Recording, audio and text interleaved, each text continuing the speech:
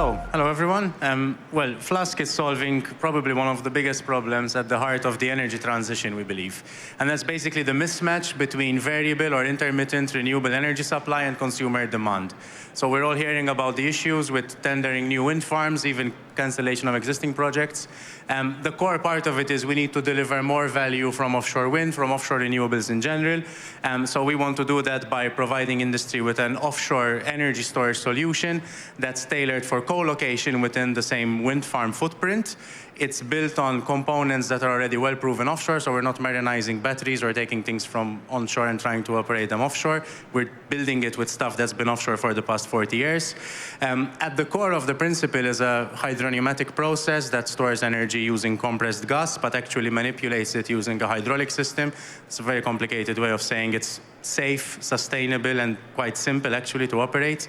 And because we use very well-proven components from established supply chains, it's scalable very quickly and actually has a cost that's competitive with land-based storage, especially on the longer duration side. Now, as a small startup, building infrastructure offshore is, of course, quite challenging, so we leverage collaborations. We have a collaboration with Subsea 7, world-leading EPCI contractor.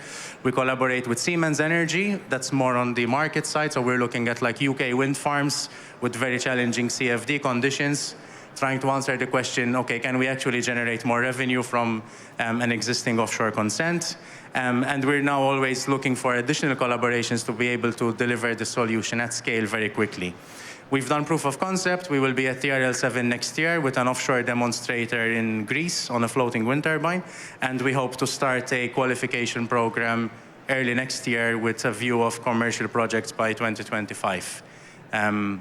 Yeah, so great to be here, lots of energy, and it seems like it's the right time for this. And yeah, come by our booth in the innovation dock so I can actually tell you how it works.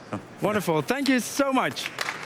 Yeah, I saw the people of BP nodding, so I think they can ask you if they want to become a customer. Hope it's good. Yeah, you're going to sell yourself to BP. Over there, the gentleman, where the key cord, yeah.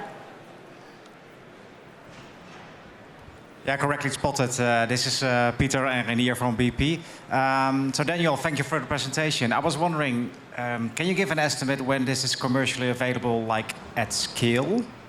So we can already sell it into a tender, and we've done that already on previous 2 tenders, unfortunately not to the company that won the tender.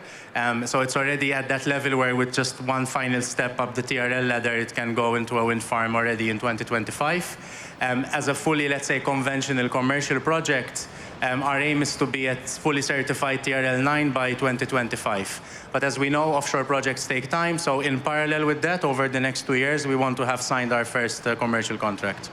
Yeah. Thank you. Okay.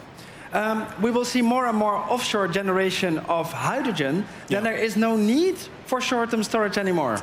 I keep hearing this and I don't like this. Why not? No, we need offshore storage because if you try to build a hydrogen production plant at scale and you only operate it when maybe energy prices are cheap or maybe when there's some surplus wind, that's going to be very expensive hydrogen. So most hydrogen systems actually will need quite a stable and predictable supply of power to keep the system running, to not make it fully dependent on wind.